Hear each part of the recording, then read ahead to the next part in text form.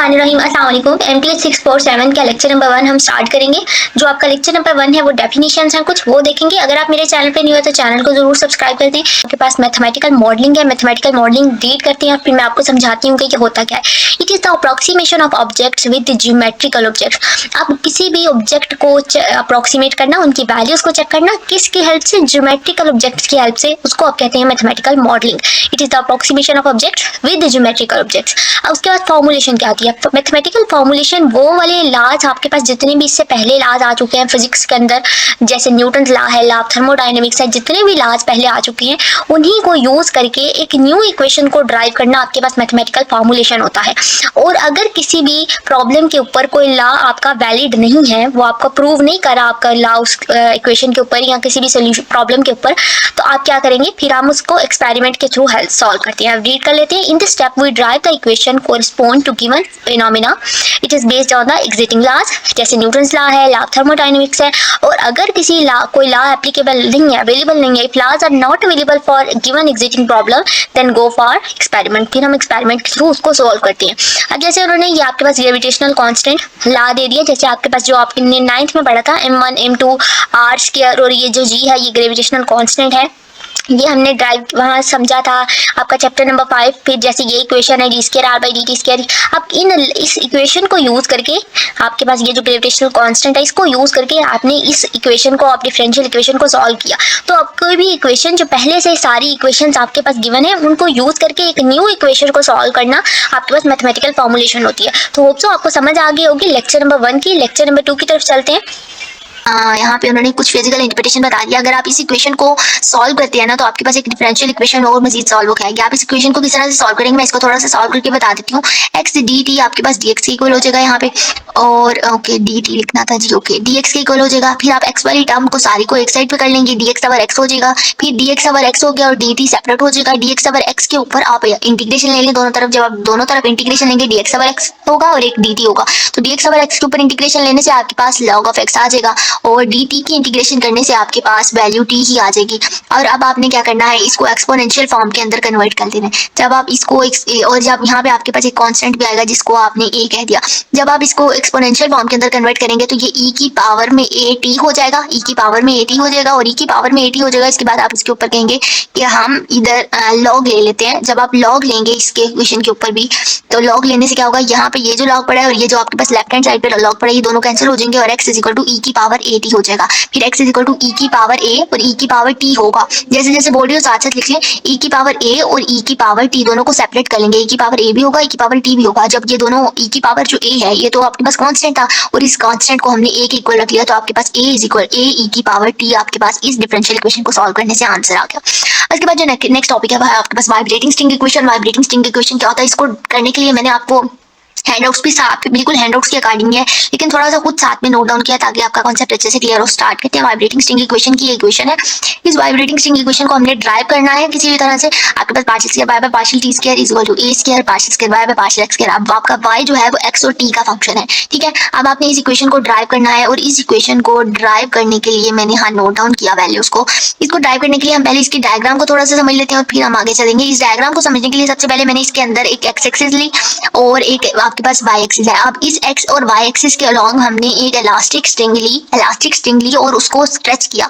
उसको स्ट्रेच करने पर जैसे ही वो स्ट्रेच हुई, उसके अंदर टेंशन प्रोड्यूस हुई, और टेंशन प्रोड्यूस होने पर मैंने उसकी दोनों स्ट्रिंग के दोनों सिरों को इस पॉइंट के साथ कनेक्ट कर दिया, अटैच कर दिया। अब वो दोनों सिरे अटैच हैं। अब वो जब वो स्ट्रिंग जो है वो स्ट्रेच हुई थी, उसके अंदर टेंशन प्रोड्यूस हुई थी, तो उसके अंदर जो उसका मोशन है कुछ इस तरह से हुई थी, ठीक है। अब मैंने इन दोनों सिरों को अटैच कर दिया, एक्स एक्सिस पे अटैच हो गए। अब ये जो जिस पॉइंट पे ये फर्स्ट पॉइंट है, इसको हमने कह दिया ये ओ पॉइंट के ऊपर अटैच हुआ, और ये जो ये पॉइंट है इसको हमने कह दिया ये इसका ए पॉइंट है, ठीक हो गया।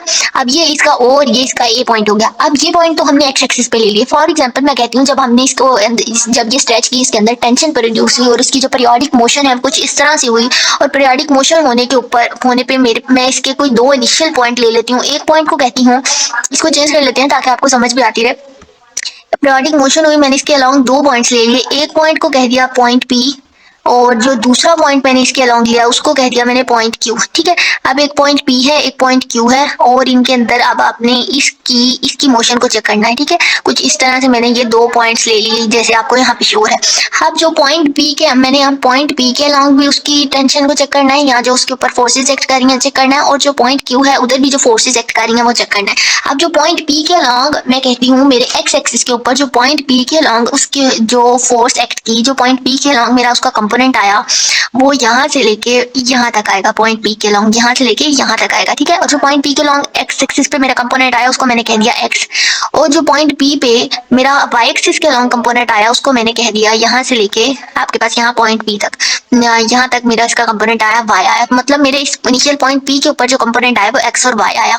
इसके बाद मैं कहती हूँ मैं अपने क्यू पॉइंट पे चलती हूँ। क्यू पॉइंट पे मेरा एक्स एक्सिस के लॉन्ग कुछ कंपोनेंट ऐड हो जाएगा। अब हम नेक्स्ट पॉइंट पे चलेंगे तो कुछ कंपोनेंट ऐड होगा, और जो कंपोनेंट ऐड होगा उसको हमने कह दिया सिग्मा एक्स, और जो आपके पास वाई एक्सिस के अलॉन्ग इसका कंपोनेंट आएगा यहाँ से यहाँ तक जो स्मॉल अमाउंट में आएगा उसको हमने कह दिया सिग्मा वाई।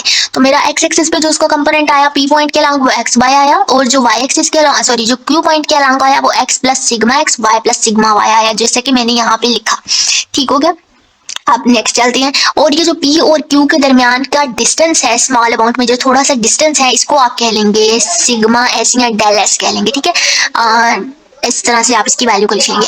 अब मजीद थोड़ा सा और चलते हैं फिर हम इसकी डेरिवेशन को सॉल्व करेंगे। देखिए, अब जो पॉइंट P और पॉइंट Q के लॉन्ग कुछ कंपोनेंट्स एक्ट कर रहे हैं, जो टेंशन इसके अंदर जो स्मॉल अमाउंट में जो टेंशन प्रोड्यूस हो रही है, मैं कहती हूँ कि जो मेरे पास Q के लॉन्ग जो टेंशन प्रोड्यूस हो रही है उसको मैंने T2 कह दिया, और जो मेरे पास जो P के लॉन्ग जो टेंशन प्रोड्यूस हुई उसको मैंने T1 कह दिया। ठीक है, ये T1 मैंने लिखा। ओके, अब पॉइंट P के Q के लॉन्ग जो टेंशन प्रोड्यूस हुई उसे T2, जो पॉइंट P के लॉन्ग हुई उसे T1 कह दिया। अब इस टेंशन प्रोड्यूस होने की वजह से इनके दरमियान में कोई एंगल एक्ट करेगा, और वो जो एंगल एक्ट करेगा जो पॉइंट Q के लॉन्ग एंगल एक्ट किया उसको θ2 कह दिया, और जो पॉइंट P के लॉन्ग एंगल एक्ट किया उसको हमने θ1 कह दिया। अब पॉइंट P के लॉन्ग Q के लॉन्ग एंगल भी आ गए हैं, टेंशन भी आ गई। अब आपने इसके कंपोनेंट्स लिखने हैं। अब जब आप इसका एक्स एक्सिस के लॉन्ग पॉइंट Q का कंपोनेंट अलॉन्ग एक्स एक्सिस लिखेंगे तो आपके पास पॉइंट Q का कंपोनेंट एक्स एक्सिस में आप क्या लिखते हैं कॉस थीटा लिखते हैं। तो आपके पास एंगल यहाँ पे कॉस थीटा 2 है, तो आपके पास एक्स एक्सिस के अलॉन्ग जो उसका कंपोनेंट T2 के ऊपर आएगा T2 कॉस थीटा 2 आएगा। सिमिलरली जब आप एक्स एक्सिस के अलॉन्ग T1 के ऊपर जाएंगे पॉइंट P के ऊपर जाएंगे तो इसका एंगल जो कंपोनेंट आएगा वो T1 कॉस थीटा 1 आएगा, क्योंकि यहाँ पे आपके पास एंगल थीटा 1 है। सिमिलरली जब आप क्यू पॉइंट पे वाई एक्सिस के अलॉन्ग जाएंगे, क्यू पॉइंट पे इस वाई एक्सिस के अलॉन्ग इस एक्सिस के अलॉन्ग करेंगे तो आपके पास इसका जो कंपोनेंट आएगा कुछ T2 sin थीटा 2 आएगा। और जब आप पॉइंट P के ऊपर वाई एक्सिस के अलॉन्ग जाएंगे तो आपका वाई एक्सिस यहाँ पे इस पॉइंट P का वाई एक्सिस यहाँ पे एक्ट कर रहा है, इसका जो एंगल कंपोनेंट आएगा वो T1 sin थीटा 1 आएगा। ये सारे कंपोनेंट्स हमने टाइप कर लिया। अब हम इसके थोड़े से सोल्यूशन की तरफ चलते हैं कि हमने इसको सॉल्व किस तरह से करना है। हम न्यूटन्स लॉ ऑफ मोशन को यूज करके हम जैसे मैंने आपको स्टार्टिंग में बताया कि हमारे पास जितने पहले किसी एप्लीकेबल लॉ है उन्हीं को यूज करेंगे और अपनी इक्वेशंस को ड्राइव करेंगे। और अगर इक्वेशंस ड्राइव नहीं होंगी फिर हम अपने एक्सपेरिमेंट्स की प्रॉब्लम ड्राइव नहीं होंगी तो फिर हम अपने एक्सपेरिमेंट की तरफ जाएंगे। अब न्यूटन्स लॉ ऑफ मोशन को हम यूज करके वाइब्रेटिंग स्ट्रिंग इक्वेशन को ड्राइव करेंगे। Newton law of motion second law of motion क्या कहता है, F is equal to ma sum of all the forces equal to mass into acceleration. तो आपके पास जो मास है स्ट्रिंग का मास है उसके ऊपर जो दो पॉइंट्स एक्ट कर रहे थे और उन दो पॉइंट्स के दरमियान जो डिस्टेंस था वो डेल एस था। String mass of string is del S, acceleration of the string is del S. अब देखिए ये तो कंपोनेंट्स हमने लिख ली। अब हम इसकी ये स्ट्रिंग्स के अंदर टेंशन पे रिड्यूस हो रही है अलोंग एक्स एक्सिस भी अलोंग वाई एक्सिस भी। अब हम पहले इसको वाई एक्सिस के अलोंग एक्सेलरेशन लेंगे फिर इसकी एक्स एक्सिस के अलोंग लेंगे। जब आप इसकी एक्सेलरेशन वाई एक्सिस के अलोंग लेंगे तो देखें वाई एक्सिस के अलोंग इसके ऊपर जो मास एक्ट कर रहा है एम और जो इसका अंदर जो इस पी और क्यू पॉइंट्स के दरमियान का जो डिस्टेंस है वो डेल एस है, तो एम डेल एस लिख लिया। और एक्सेलरेशन क्या होती है, एक्सेलरेशन वेलोसिटी का अगेन डेरिवेटिव लेते हैं तो एक्सेलरेशन बन जाती है। जैसे अगर आपके पास velocity d v by D t होती थी तो जो आपके पास एक्सेलरेशन है वो क्या होता है D square by v by D T square. तो आपने एक्सेलरेशन क्योंकि आपके पास एक्स और वाई एक्सिस के अलोंग आप चेक कर रहे हैं तो आपके पास partial square by by partial t square इसकी एक्सेलरेशन होगी। और ये एप्सिलॉन ये प्लस एप्सिलॉन एप्सिलॉन यहाँ पे क्यों लिखा है, एप्सिलॉन लिखने की वजह उन्होंने यहाँ पे बता दी। Here acceleration is in derivative form and while discussing the acceleration for a segment there will be small approximation error। क्योंकि आपके पास यहाँ पे एक लार्ज सेगमेंट है, पूरी स्ट्रिंग स्ट्रेच हो रही है और उसके अंदर से हमने कोई से दो पॉइंट्स लिए हैं और इन दो पॉइंट्स के दरमियान में कोई ना कोई लार्ज अप्रोक्सीमेशन है तो कोई ना कोई एरर आ सकता है जिसकी वजह से हमने यहाँ पे जो टर्म यूज की वो कौन सी की एप्सिलॉन की। तो एक्सेलरेशन के अंदर आपके पास plus epsilon equal to summation f हो गया। अब एफ क्या है, एफ आपके पास दो तरह के फोर्सेस स्ट्रिंग के ऊपर एक्ट कर रही हैं। एक आपके पास देखें एक फोर्स ऊपर की तरफ एक्ट कर रही है और एक फोर्स डाउनवर्ड एक्ट कर रही है। जो फोर्स अपवर्ड एक्ट कर रही है वो वाला कंपोनेंट देखेंगे और जो फोर्स डाउनवर्ड एक्ट कर रही है उसका कंपोनेंट देखेंगे। अब जो फोर्स ऊपर की तरफ एक्ट कर रही है वो T2 sin थीटा 2 है और जो डाउनवर्ड एक्ट कर रही है वो T1 sin थीटा 1 है। एक डाउनवर्ड फोर्स एक्ट कर रही है, एक अपवर्ड फोर्स एक्ट कर रही है। तो आपके पास जो अपवर्ड फोर्स, और जो बात याद रखनी है, जो अपवर्ड फोर्स होती है वो पॉजिटिव होती है, जो डाउनवर्ड फोर्स होती है वो नेगेटिव होती है। तो T2 sin थीटा 2 और जो डाउनवर्ड फोर्स है वो नेगेटिव होती है, तो T1 sin थीटा 1 और साथ में नेगेटिव साइन। और हमने जो फोर्सेज आपके पास दोनों फोर्सेज आई उनका लिस्ट सम लेके लिख दिया। ये आपके पास उसकी अलोंग वाई एक्सिस आपने उसका चेक किया। एक्स एक्सिस स्ट्रिंग को देखेंगे, अगर आप देखें आपने इसके दोनों सिरों को तो अटैच कर दिया है, दोनों सिरे तो फिक्स हो गए हैं, कनेक्ट हो गए हैं। अब एक्स एक्सिस के अलावा उसकी मूवमेंट क्या होगी? अब अगर स्ट्रिंग मूव ही नहीं कर रही है तो एक्स एक्सिस के अलावा उसकी कोई भी फोर्स एक्ट नहीं कर रही है। तो अगर ऑब्जेक्ट मूव ही नहीं कर रहा या स्ट्रिंग मूव नहीं कर रही है तो आप कहेंगे it means no net force along X axis के अलावा जितनी भी फोर्स होगी वो क्या होगी? जीरो होगी। मतलब कि आप एक्स एक्सिस के अलावा अगर इसकी फोर्स बताएं तो एक्स एक्सिस के अलावा जो इसका कंपोनेंट एक्ट कर रहा है वो है T2 cos थीटा 2 और जो P पॉइंट पे एक्ट कर रहा है वो है T1 cos थीटा 1। तो T2 cos theta 2 minus T1 cos theta 1 is equal to zero हो जाएगा। आपके पास सम ऑफ इन दोनों की फोर्सेस का सम क्या है? जीरो, जीरो के इक्वल हो जाएगा। जैसे आपने यहाँ पे बताया कि दोनों फोर्सेस का सम आपके पास जो है वो यहाँ पे हमने लिखा, इसी तरह से एक्स एक्सिस पे भी इन दोनों फोर्सेस का सम लिखा और वो किसके इक्वल हो गया? जीरो के इक्वल हो गया। अब जो T2 cos थीटा 2 है वो अगर आप साइन को इस साइड पे ले जाएं तो T1 cos थीटा 1 के इक्वल हो जाएगा। और ये दोनों वैल्यूज हम कहते हैं कि इस T के इक्वल है। T के इक्वल क्यों है? टोटल टेंशन के इक्वल है, इस पूरी स्ट्रिंग के अंदर जो टेंशन प्रोड्यूस हो रही है। इसके बाद आपके पास जो नेक्स्ट कंपोनेंट है वो आपके पास वो जो आपके पास मैस एक्ट कर रहा था स्ट्रिंग के ऊपर, वैसे तो स्मॉल है, बहुत स्मॉल अमाउंट में मैस एक्ट कर रहा है। जो मैस एक्ट कर रहा है वो कहते हैं कि हम उसको एज अ म्यू लेकर चलते हैं। आपके पास जो m डेल s था उसको हमने लिखा mu is the linear mass density. Linear mass density जो उसके ऊपर स्मॉल अमाउंट में थोड़ा सा मैस एक्ट कर रहा है उसको हमने म्यू ले लिया। आपके पास जो y एक्सिस के अलावा कंपोनेंट था हमने उधर m की जगह पे म्यू पुट किया, partial square by partial d square epsilon लिखा, T2 sin theta T1 sin theta 1 का। आपने इस पूरी इक्वेशन को t से डिवाइड कर दिया। t से डिवाइड करने का मतलब आपके पास जो टेंशन तो पूरी स्ट्रिंग के अंदर प्रोड्यूस हो रही है, इसलिए हमने इसको t से डिवाइड कर दिया। t से डिवाइड किया तो इक्वेशन कुछ इस तरह से होगी, दोनों कंपोनेंट्स डिवाइड हो गए। आप देखिए जब आप sin थीटा 2 पे हैं, आप q पॉइंट के ऊपर आपने कंपोनेंट चेक कर रहे हैं, तो q पॉइंट के ऊपर sin थीटा 2 के अंदर जो आपका कंपोनेंट एक्ट करेगा sin थीटा 2 के अलोंग x एक्सिस के अलोंग वो ये वाला होगा। तो आप इस t की जगह पे आपने कहा ये सारे वैल्यूज इक्वल हैं, तो आप इस t की जगह पे T2 cos थीटा 2 पुट कर सकते हैं। सिमिलरली आप इस t की जगह पे जब आप sin थीटा 1 p पॉइंट के ऊपर है तो sin थीटा 1 p पॉइंट के ऊपर है और q पॉइंट के ऊपर उसकी वैल्यू क्या होगी? सॉरी, p पॉइंट के ऊपर उसकी वैल्यू क्या होगी? T1 cos थीटा 1 होगी। जब आप थीटा 2 पे है तो आपने थीटा 2 की रिस्पेक्ट से ही यहाँ पे वैल्यू पुट की। जब आप थीटा 1 है तो आपने यहाँ पे t की वैल्यू को रिप्लेस कर दिया थीटा 1 की रिस्पेक्ट से। T1 T1 से कैंसिल, T2 T2 से cancel, sin theta 2 by cos theta 2 tangent theta 2 हो गया और ये आपके पास टेंजेंट थीटा 1 हो गया। बाकी ये कंपोनेंट्स एज इट इज आ गए हैं जैसे लिख रहे हैं। अब इसके बाद आपने क्या करना है, यहाँ से ये कंपोनेंट ये इक्वेशन आपके पास बन के आ चुकी है। अब आपके पास ये जो टेंजेंट थीटा 1 और टेंजेंट थीटा 2 है ये आपके पास स्लोप है पॉइंट P के ऊपर और पॉइंट Q के ऊपर। स्लोप क्या है? मतलब कि आपके पास यहाँ से यहाँ तक उसका स्लोप जितना वो स्लोप कह सकते हैं चढ़ाई, आप वैसे भी आप y equal to mx plus उसकी इक्वेशन भी देख के आए हैं। तो यहाँ तक पॉइंट और फिर आपके पास जो Q पॉइंट तक इसकी स्लोप है वो है। अब जो आपने म्यू डेल एस था, अब आपका ये जो s है ये x को अप्रोच करेगा, s x को क्यों अप्रोच करेगा? क्योंकि इसका डिस्टेंस क्या है? डेल s है। अब जब इसका बहुत स्मॉल अमाउंट में डिस्टेंस है और ये डिस्टेंस इतना कम है कि ये x एक्सिस के इक्वल हो जाएगा। यहाँ से यहाँ तक का डिस्टेंस इस ये जो आपके पास यहाँ पे इस एक्सिस है इसके इक्वल हो जाएगा। तो हम कहेंगे कि डेल s इक्वल हो गया डेल एक्स के। हमारे पास ये जो डिस्टेंस है इसको हमने एक्स से रिप्लेस कर दिया। एप्सिलॉन जीरो को अप्रोच कर जाएगा क्योंकि अप्रोक्सीमेशन वैल्यू थी तो इसलिए जीरो को अप्रोच कर दिया। अब आप टेंजेंट थीटा 2 और टेंजेंट थीटा 1 पाएंगे। टेंजेंट थीटा 2 और टेंजेंट थीटा 1 क्या है यहाँ पे? तो देखिए आपके पास जो टेंजेंट थीटा 2 है पॉइंट Q के ऊपर जो उसके ऊपर वैल्यूज एक्ट कर रही हैं और उस टाइम पे पॉइंट Q के ऊपर जो उसका x एक्सिस के लॉन्ग कंपोनेंट था वो x प्लस सिग्मा x था।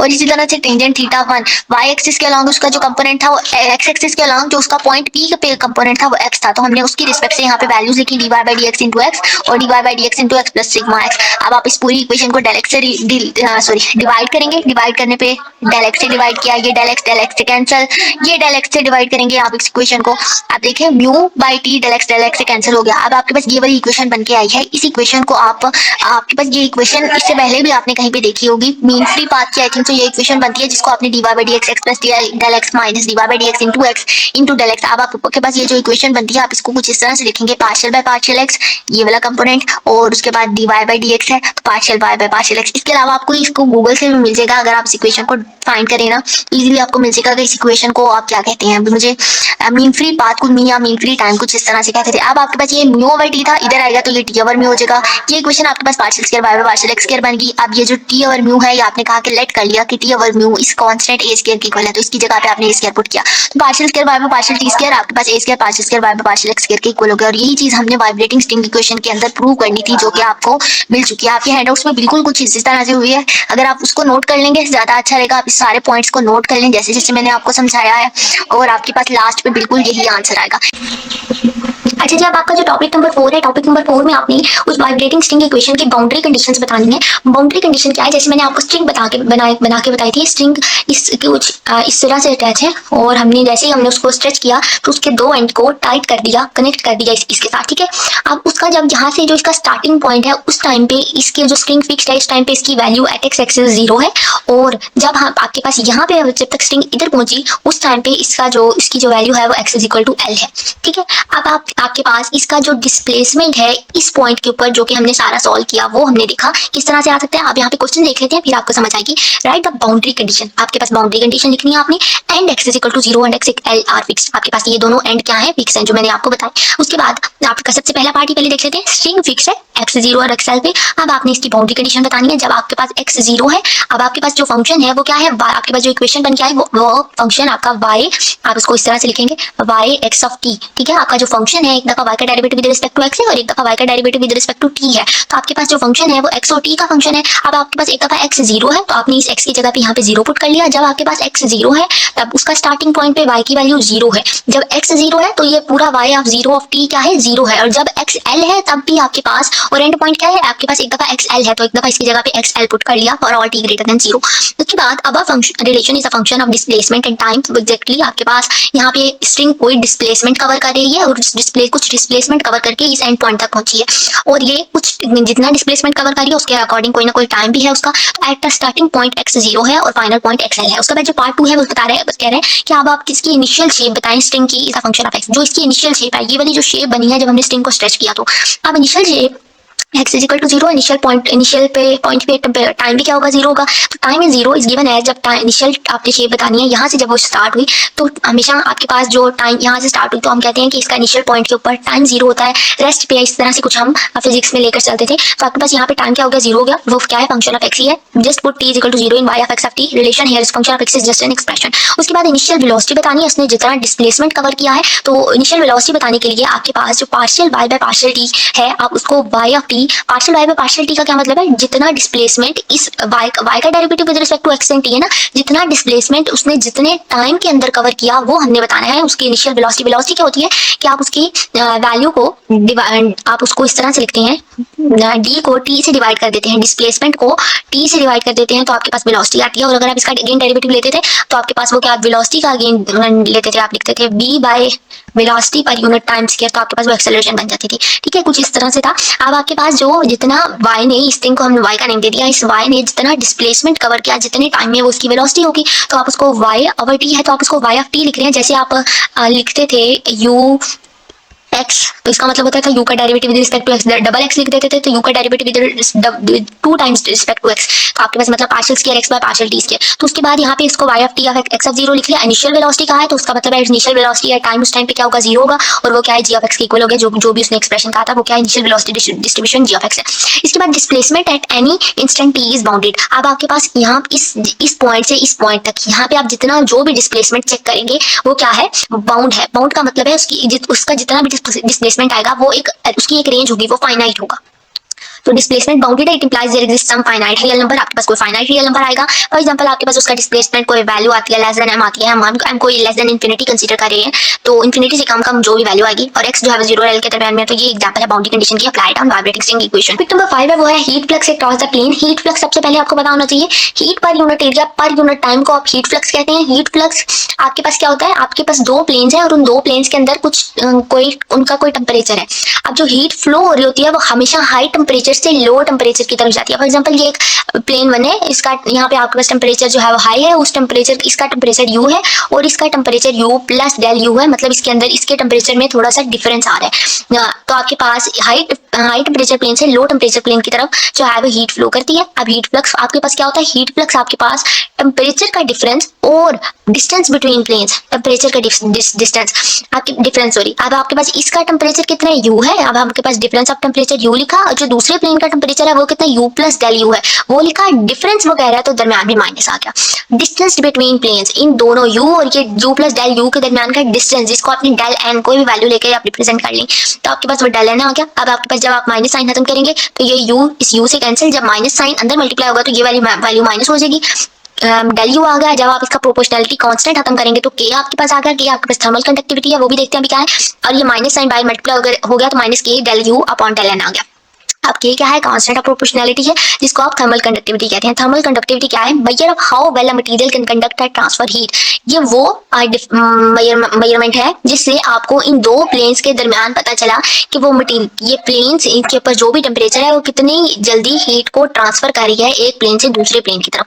अब इस केस के अंदर हीट फ्लो कर रही है वन से टू की तरफ, तो आपके पास अगर जब हीट फ्लो करती है फ्रॉम प्लेन 1 to 2 तो उसका मतलब है वो लो टेम्परेचर से हाई टेम्परेचर की तरफ जा रही है, इसलिए यहाँ पे नेगेटिव वैल्यू आती है। लेकिन जब हीट फ्लो करती है पॉजिटिव से नेगेटिव की तरफ, हाई टेम्परेचर से लो टेम्परेचर की तरफ, उस टाइम पे आपके पास heat flow will be positive, del u greater than zero होता है। इस टाइम पे आपके पास del u less than zero होता है जब नेगेटिव वैल्यू आती है, ठीक है। उसके बाद उसने यही बता दिया 2 से 1 की तरफ जा रही है, मतलब हाई से लो की तरफ जा रही है, और ये vice versa. For limiting case अगर आपके पास डेल एन उसका डिस्टेंस बहुत स्मॉल अमाउंट में हो, बहुत स्मॉल अमाउंट में है, मतलब वो जीरो को अप्रोच कर रहा है, अप्रोच करने का मतलब होता है करीब करीब है लेकिन पूरा जीरो नहीं है, और डेल एन अगर जीरो को अप्रोच कर जाए, यहाँ पे आप इसकी जगह पे जब जीरो पुट कर लेंगे तो आपके पास डेल यू अपॉन जीरो हो जाएगा, तो आपके पास डेल यू भी जीरो को अप्रोच कर जाएगा। तो across heat flow one plane के अलावा जो आपके पास हीट फ्लो आएगा वो ये आएगा। अगर आप इसी को वेक्टर फॉर्म में लिख लें तो माइनस के डेल यू, आपने इसको ब्रैकेट लगा ली, डेल एन जब जीरो को अप्रोच कर जाएगा, distance between planes approaches to zero, we can write it as plane one. तो आपके पास सिर्फ जो डिस्टेंस आएगा वो सिर्फ प्लेन वन का आएगा। जब आपके पास अगर बहुत स्मॉल अमाउंट में डिस्टेंस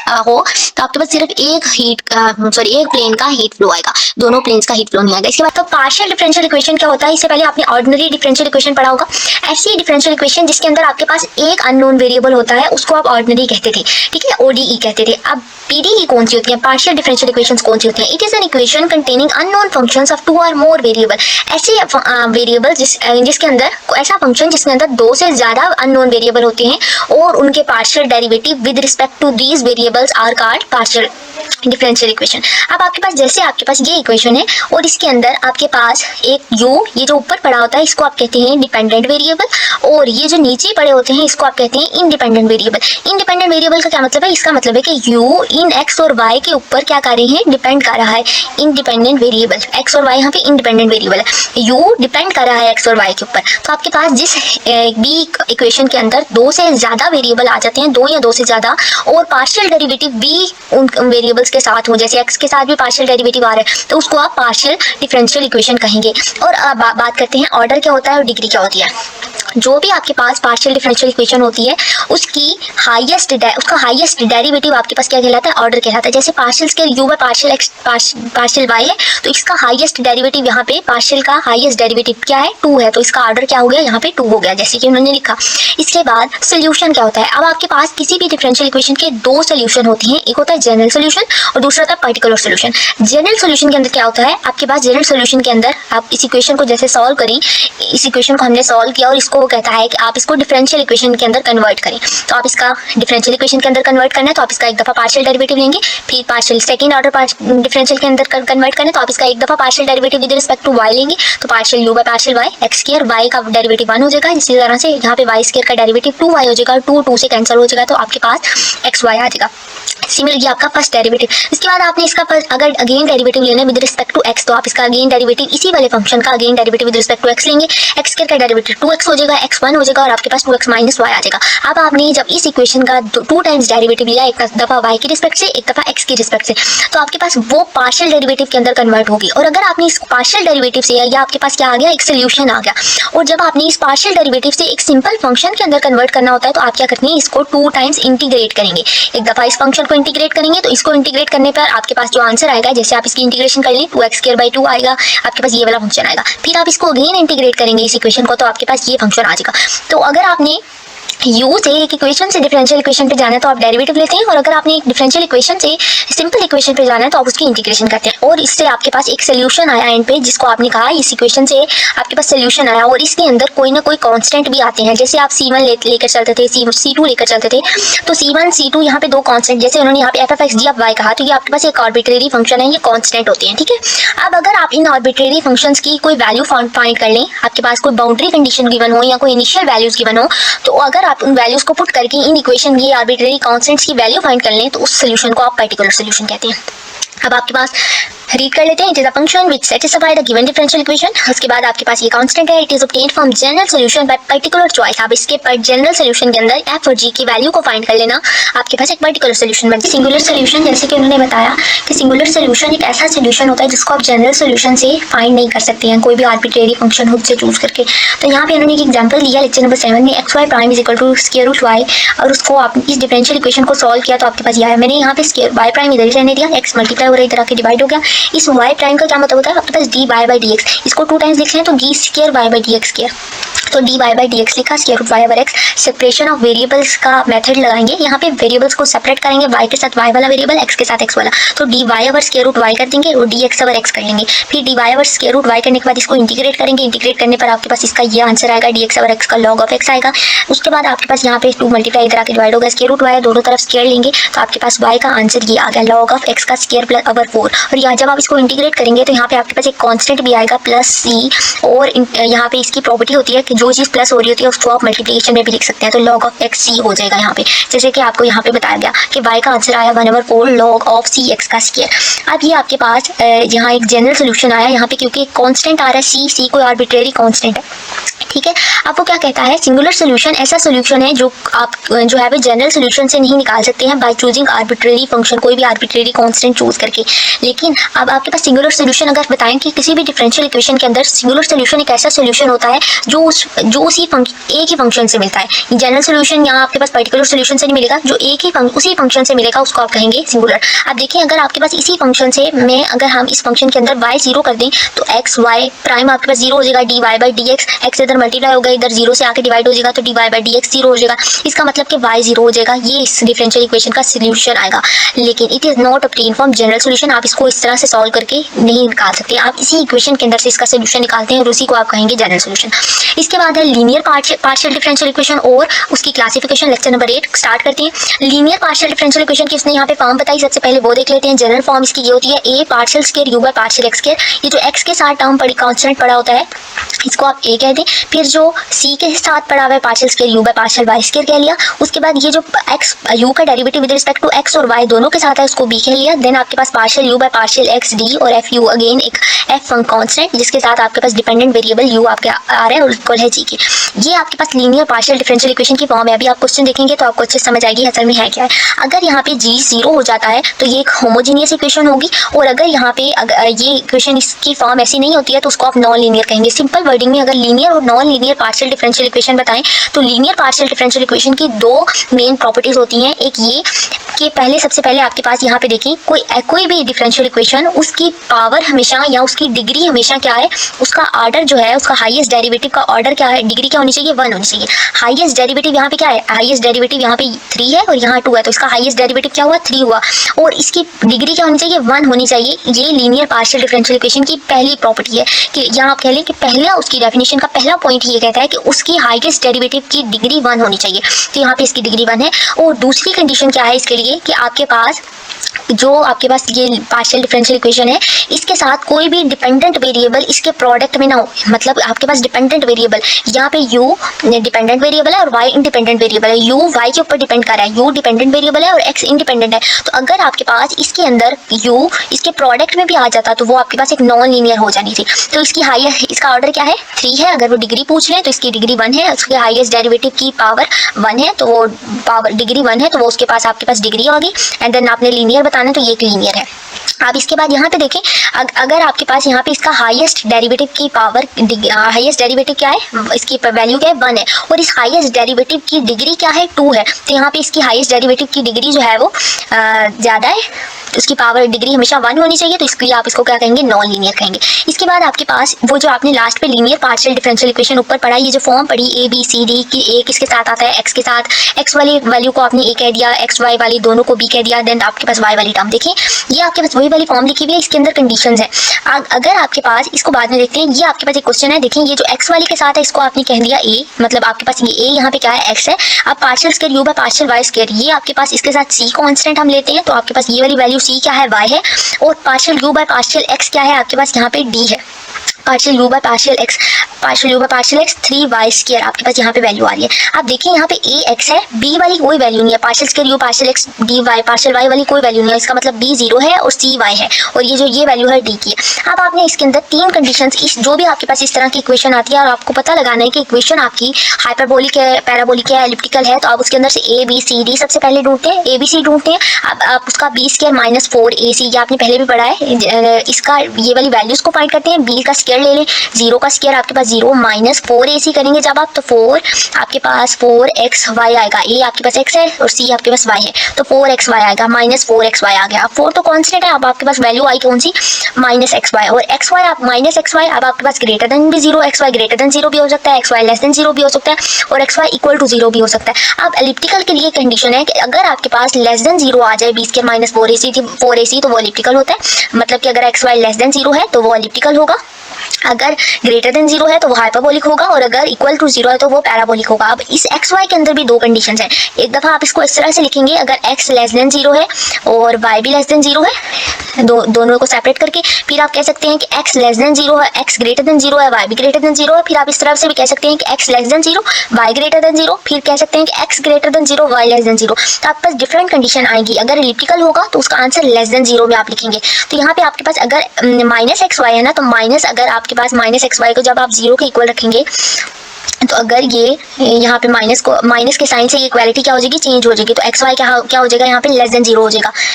माइनस एक्स वाई यहाँ पे एलिप्टिकल के लिए सॉरी लेस देन 0 है, तो माइनस एक्स वाई अगर लेस देन 0 है, तो जब माइनस साइन इस इक्वालिटी से मल्टीप्लाई होगा तो एक्स वाई ग्रेटर देन 0 हो जाएगा। तो इसलिए यहाँ पे ये कंडीशन क्या लिखी है एलिप्टिकल के लिए, एक्स वाई ग्रेटर देन 0। इसी तरह से हाइपरबोलिक के लिए माइनस एक्स वाई क्या होना चाहिए, हाइपरबोलिक के लिए ग्रेटर देन 0 होना चाहिए। तो जब ये ग्रेटर देन इस माइनस के साथ ये इक्वालिटी मल्टीप्लाई होगी, तो एक्स वाई यहाँ पे क्या हो जाएगा, लेस देन हो जाएगा। तो एक्स वाई लेस देन है तो हाइपरबोलिक, और एक्स वाई इक्वल टू 0 है तो वो पैराबोलिक। इसके बाद जो लेक्चर नंबर 10 है वो आपके पास ये इक्वेशन गिवन है, u of x of t given है। ये इन सारी बाउंड्री वैल्यू प्रॉब्लम्स का सोल्यूशन है। ये आपके पास यहाँ पे 2 बाउंड्री कंडीशंस हैं, और ये जिसमें टाइम 0 होता है वो आपके पास इनिशियल वैल्यू होती है। अब जिसमें टाइम 0 है वो इनिशियल वैल्यू है, और ये बाउंड्री वैल्यूज हैं जिसमें आपके पास x वेरी कर रहा होता है, x की कोई वैल्यू होती है। मतलब जैसे कि हमने वाइब्रेटिंग स्ट्रिंग इक्वेशन में देखा था, x 0 से xl तक जब हमने दोनों सिरों से टाइट कर दिया, तो x की वैल्यू जिसमें वेरी हो रही है वो बाउंड्री वैल्यू है, और जिसमें टाइम 0 है वो आपके पास इनिशियल वैल्यू प्रॉब्लम है, इनिशियल कंडीशन है। अब ये कहता है कि ये जो इक्वेशन है ये इन बाउंड्री और इनिशियल वैल्यू प्रॉब्लम का सोल्यूशन है। बाउंड्री वैल्यू प्रॉब्लम का असल में ये सोल्यूशन है, इसका और इसका। और ये u 0 ऑफ t, मतलब u जब x 0 है तब भी 0 है फंक्शन, और u जब x पाई है तब भी 0 है। अब आपने इस इक्वेशन को सॉल्व करना है। कैसे सॉल्व करेंगे, आपके पास partial u by partial t है सबसे पहले। तो अगर आप इसकी बाउंड्री कंडीशंस को सबसे पहले इस इक्वेशन के अंदर पुट करते हैं, अब यहाँ पे x क्या है, 0 है, तो x की जगह यहाँ पे 0 पुट किया, यहाँ पे भी x की जगह 0 पुट किया, तो साइन 0 क्या होता है, 0 होता है। तो आपके पास ये पूरी कंडीशन क्या होगी, 0 होगी। तो पहली वैल्यू प्रूव होगी कि ये u 0 ऑफ t है, तो आपके पास इसका आंसर 0 ही आया। फिर दूसरी बाउंड्री कंडीशन क्या है, u x क्या है, पाई। अब आपने इस x की जगह पे पाई पुट किया, साइन 2 पाई हो गया, तो वो भी आपके पास वैल्यू क्या हो जाएगी, पूरी 0 हो जाएगी। तो पूरा function u pi of t के लिए भी आंसर 0 है। फिर आपके पास जो इनिशियल कंडीशन है, इनिशियल कंडीशन में टाइम 0 है, e की पावर में -8 इंटू 0, तो आपके पास e की पावर में 0 आएगा, और e की पावर में 0 हमेशा 1 होता है। तो साइन 2x आपके पास आंसर आ गया इसका। तो आपके पास ux ऑफ 0 का आंसर ये आ गया। अब देखिए हमने बाउंड्री और इनिशियल कंडीशंस को प्रूव किया, और आपके पास वही आंसर है जो आपके पास ux ऑफ t के लिए यहाँ आपके पास जो बाउंड्री कंडीशंस के आंसर थे। अब आपने इस इक्वेशन को कैलकुलेट करना है और प्रूव करना है कि आपके पास वैसे आंसर क्या आएंगे। अब आपके पास ये partial u by partial t है, आप सबसे पहले u का derivative with respect to t लेंगे, फिर partial u by partial x 2 times derivative है, एक दफा का डेरिवेटिव लेंगे partial u by partial x, और अगेन डेरिवेटिव लेंगे तो आपके पास partial square u by partial x square बचेगा। तो partial u by partial t लिया, साइन 2x तो कांस्टेंट है, -8 स्टार्ट में आ गया, -8 आपके पास एक्सपोनेंशियल एक दफा as it is, and then आप इसकी पावर का डेरिवेटिव लेंगे -8 टी का, तो -8 हो जाएगा। तो -8 एक्सपोनेंशियल की पावर में -8 टी और sine 2x as it is आ गया। Partial u by partial t एक ही दफा डेरिवेटिव लेना था, partial u by partial x लेंगे, एक्सपोनेंशियल फंक्शन कांस्टेंट रहेगा, साइन 2x का डेरिवेटिव cos 2x होगा, एंड अगेन इनवर्ट का डेरिवेटिव 2x का डेरिवेटिव आपके पास क्या आ जाएगा, 2 आएगा, और वो 2 स्टार्टिंग में आ गया। फिर आपने 2 टाइम्स डेरिवेटिव लेना है, अगेन उसी तरह से cos का डेरिवेटिव माइनस साइन होता है तो माइनस साइन 2x आ गया, और अगेन इस साइन 2x का या 2x का डेरिवेटिव लेंगे तो आपके पास अगेन 2 आएगा, और वो 2 इस वाले 2 के साथ जाकर मल्टीप्लाई हो जाएगा और -4 हो गया। अब आपके पास दोनों लेफ्ट और राइट दोनों का आंसर आ चुका है, तो आप यहाँ पे लेफ्ट और राइट का आंसर जो भी आंसर है इसकी वैल्यूज को यहाँ पे पुट करेंगे। Partial u by partial T का आंसर क्या आया, फिर 2 आपके पास जो इक्वेशन गिवन थी, फिर इसका जो आंसर आया -4 8 e की पावर में, ये सारी वैल्यूज पुट किया, आपके पास left hand side right hand side की इक्वल आई है, तो इसका मतलब है hence prove the given equation is a solution of the given boundary value problem. अब आपका जो लेक्चर नंबर 11 है, लेक्चर नंबर 11 के अंदर आपके पास v एक फंक्शन गिवन है, और ये जो फंक्शन f है, v कौन सा फंक्शन है, v आपके पास y और x का फंक्शन है, और ये जो फंक्शन f है ये एक आर्बिट्रेरी डिफरेंशिएबल फंक्शन है, ठीक है, कोई भी वैल्यू है कांस्टेंट है। अब इसका जो आपने इस v फंक्शन का जो जनरल सॉल्यूशन फाइंड करना है वो इस इक्वेशन की हेल्प से करना है, और अगर also find its particular solution v find करें, अगर x 0 हो तो आपके पास उसका आंसर ये है, मतलब आपने इस v को लेकर चलना है, उसमें x 0 पुट करना है, और आपके पास अगर उसका आंसर ये आ जाता है तो आपने उसका पर्टिकुलर सॉल्यूशन भी फाइंड करना है। सबसे पहले आपके पास v y और x का फंक्शन है, तो ये जो y -3x है इसको कोई भी वैल्यू लेट कर लेते हैं और किसी एक वैल्यू के अंदर कन्वर्ट करते हैं ताकि क्वेश्चन को करना इजी हो जाए, क्योंकि आपके पास v का derivative with respect to x है, v का derivative with respect to y है, तो हमने मतलब आपके पास जो फंक्शन है वो किसका है, x और y का फंक्शन है, तो हमने ये जो y -3x है इसको u लेट कर लिया, v = f ऑफ u हो गया। उसके बाद u लेट करने के बाद आपके पास ये फॉर्म बन के आ गई। अब आपने क्या करना है, यहाँ पे चेन रूल लगाना है। चेन रूल किस तरह से लगाते हैं, जब आप dy/dx लिखते थे तो dy इधर dx जिसकी रिस्पेक्ट से ले रहे होते थे वो वाली वैल्यूज यहाँ पे same, partial v by partial x यहाँ पे लिखा partial v by partial x, और यहाँ पे पार्शियल u दोनों दफा सेम आ गया। सिमिलरली आपने इसका partial v by partial u लेना है, पार्शियल v का derivative with respect to u तो आपके पास f प्राइम ऑफ u हो जाएगा। फिर partial u by partial x लेना है, तो u क्या है आपके पास, u = y -3x, इसका derivative with respect to x तो y तो 0 हो जाएगा, तो आपके पास x 1 हो जाएगा, -3 आंसर आ गया। आपके पास चेन रूल लगाने से partial v by partial x ये वाली वैल्यू सॉल्व करेंगे आगे। अब आपने partial v by partial y लेना है, तो इसी तरह से चेन रूल लगाएंगे, partial v by partial y partial u यहाँ पे सेम, क्योंकि हमारे पास हमने u लेट किया, तो partial v by partial u लिया, v का derivative with respect to u तो f प्राइम ऑफ u, फिर u का derivative with respect to y लेना है। अब u क्या है आपके पास, u y -3x है, इसका derivative with respect to y लेना है, तो y 1 हो जाएगा, -3x कांस्टेंट है 0 हो जाएगा, तो आपके पास इसका answer f prime of u आ गया। ठीक हो गया। अब आपने ये जो दोनों आंसर आए हैं इसको इस फर्स्ट वाली जनरल सॉल्यूशन के अंदर वैल्यूज को पुट किया, partial v by partial x की वैल्यू पुट की, -3 f prime of u plus 3 value put की partial v by partial y की, ये देखें दोनों वैल्यूज कैंसिल हो जाएंगे, तो आपके पास इसका आंसर प्रूव हो गया कि 0 के इक्वल है। अब दूसरी चीज जो आपने सॉल्व करनी है इसका पर्टिकुलर सॉल्यूशन फाइंड करना है। ये चीज प्रूव करने के बाद आपके पास पर्टिकुलर सॉल्यूशन फाइंड करना है। जो गिवन फंक्शन है वो v जो है वो y और x का फंक्शन है, इसमें आपने x 0 पुट करना है। v x और y का फंक्शन है जैसे, तो आपके पास यहाँ पे x आपने क्या पुट करना है, 0 पुट करना है इस फंक्शन के अंदर। आप इसके अंदर 0 पुट कर लें, यहाँ पे भी आप 0 पुट करेंगे तो आपके पास f v कौन सा फंक्शन सिर्फ रह जाएगा, f ऑफ y रह जाएगा सिर्फ। और वो कहता है कि जब आपके पास सिर्फ वो ये वाला फंक्शन आप लिखेंगे तो वो फंक्शन किसके इक्वल हो जाएगा, 4 sin y के इक्वल हो जाएगा। अभी हम देखते हैं इसको। आपने x 0 पुट कर लिया, यहाँ पे सिर्फ f ऑफ y रह गया, ये x तो क्या x से 0 वैल्यू पुट करने से -3 × 0 0 हो जाएगा, तो f ऑफ y किसके इक्वल है, 4 sin y के इक्वल है। अब मतलब वैसे हमारा फंक्शन कौन सा था, f ऑफ y -3x का फंक्शन था, तो हमने इस y की रिप्लेसमेंट में इसी फंक्शन को लिख लिया और ये हमारे पास एक पर्टिकुलर सोल्यूशन उसका आ गया 4 sin of y -3x, इसका रिक्वायर्ड पर्टिकुलर सोल्यूशन हो गया। इसके बाद आप अगर चैनल पे नहीं हो तो चैनल को जरूर सब्सक्राइब कर दें। टाइम वेस्ट के बगैर स्टार्ट करते हैं लेक्चर नंबर 12। आपके पास यहाँ पे u फंक्शन है, डिपेंडेंट वेरिएबल है, और ये u x और t का फंक्शन है, x और t यहाँ पे इंडिपेंडेंट वेरिएबल है। ये एक पार्शियल डिफरेंशियल इक्वेशन है, इसको हमने सॉल्व करना है। इसको सॉल्व करने के लिए सबसे पहले हम इसको थोड़ा शॉर्ट फॉर्म के अंदर कन्वर्ट करेंगे। Partial square u by partial x partial t है, तो अगर हम इस partial square u by partial x partial t को तोड़ के ब्रेक करके लिख लें, तोड़ के लिखने का मतलब कि हम इसका पार्शियल बाय पार्शियल x बाहर निकाल लिया, partial u by partial t इकट्ठा कर दिया, तो अगर इसको मल्टीप्लाई करें तो तब भी ये partial square u partial x partial t ही बनेगा। तो हमने इसको तोड़ के लिख लिया है। अब तो ब्रेक करके लिखने के बाद देखें बाकी सारी टर्म्स एज इट इज आ गई हैं। अब यहाँ से इस टर्म के अंदर भी पार्शियल बाय पार्शियल x है, इस टर्म के अंदर भी पार्शियल बाय पार्शियल x हम कॉमन ले सकते हैं, कॉमन ले लिया। अब आपने इसको इंटीग्रेट कर लेना with respect to x. Integration आपको पता हो कि जो आपका डिफरेंशियल डेरिवेटिव होता है और जो इंटीग्रेशन होती है ये एक दूसरे का अपोजिट होती है और ये जब भी इकट्ठे आती है एक दूसरे के इफेक्ट को कैंसिल कर लेते हैं। तो ये जो पार्शियल बाय पार्शियल एक्स और जैसे ही हमने इसके ऊपर इंटीग्रेशन की तो ये पार्शियल बाय पार्शियल एक्स इस इंटीग्रेशन से कैंसिल होगा। बाकी ये सारी टर्म्स एज इट इज आ गई थी, partial u by partial T 2u। उसके बाद यहाँ पे आप इसकी इंटीग्रेशन करें तो 2t आपके पास x की रिस्पेक्ट से dx है ना, तो x की रिस्पेक्ट से इंटीग्रेशन है तो आपके पास x की इंटीग्रेशन 2t तो कांस्टेंट रहेगा, तो x की इंटीग्रेशन क्या होगी x²/2 और ये जो डिनोमिनेटर में इसके 2 आएगा वो इस 2 के साथ कैंसिल हो जाएगा। तो आपके पास इसका आंसर क्या आ गया x² आ गया और आपके पास एक कांस्टेंट आया जिसको आपने g(t) कह दिया। कोई ना कोई कांस्टेंट ऐड होता है जब आप इंटीग्रेशन करते हैं। तो अब आपके पास यहाँ पे t एक ऐसी ही इक्वेशन आ रही है तो अब आप इस t को दोनों साइड पे डिवाइड कर सकते हैं। हमने इस t को दोनों साइड पे डिवाइड कर लिया, t को डिवाइड किया, यहाँ पे इस t को खत्म करने के लिए t को डिवाइड कर लिया। अब मैं t के डिवाइड करने के बाद ये वैल्यूज आपके पास आ गई हैं। आप देखिए अगर आप यहाँ पे वैल्यूज को चेक करें, अगर आप यहाँ पे इंटीग्रेटिंग फैक्टर ढूंढें तो देखें अगर आप यहाँ पे t आपके पास इसका जो इंटीग्रेटिंग फैक्टर आएगा वो 2/t e की पावर में, ये आपके पास यहाँ पे p है तो आपके पास e की पावर में ये जो 2/t जाएगा dt, ये आपके पास बन जाएगा 2/t, 2 as a constant, 1/t का इंटीग्रेशन आपके पास log of t आ गई तो 2 e की पावर में 2 log of t। अब ये आपके पास 2 इसके पावर में चला जाएगा, e की पावर में log of t का स्क्वायर, और एक्सपोनेंशियल और लॉगरिथम एक दूसरे का इन्वर्स होते हैं, दोनों ने एक दूसरे को कैंसिल कर दिया और t स्क्वायर। अब ये जो इंटीग्रेशन फैक्टर आया है इसको अपनी ओरिजिनल इक्वेशन के साथ मल्टीप्लाई करते हैं। इंटीग्रेटिंग फैक्टर आपको इसको क्योंकि आपके पास u का वेरिएबल है तो u के साथ मल्टीप्लाई किया, राइट हैंड साइड पे आपने इंटीग्रेटिंग फैक्टर को मल्टीप्लाई किया, प्लस आपके पास ये जो कांस्टेंट आ रहा है g(t) यहाँ पे fx जो भी आ रहा है वो वैल्यू लिख लिया, इस g(t) को उन्होंने f(x) ले लिया। आप देखिए एक अगेन इंटीग्रेटिंग फैक्टर आएगा जब आप इसकी वैल्यूज को मल्टीप्लाई करेंगे। तो अब आपके पास t², ये जब आपने u के साथ इस t² को मल्टीप्लाई किया, t² ux² multiply g/t of t multiply इसके साथ t² को मल्टीप्लाई किया और आपके पास एक f(x) कांस्टेंट आया। अब आप इसकी इंटीग्रेशन कर लें, dt की रिस्पेक्ट से इंटीग्रेशन है तो आपके पास x² as it is, t² की इंटीग्रेशन t³ होगी एंड अगेन इस पार्ट की इंटीग्रेशन करेंगे आपके पास तो यहाँ पे आपके पास t³ बनेगा।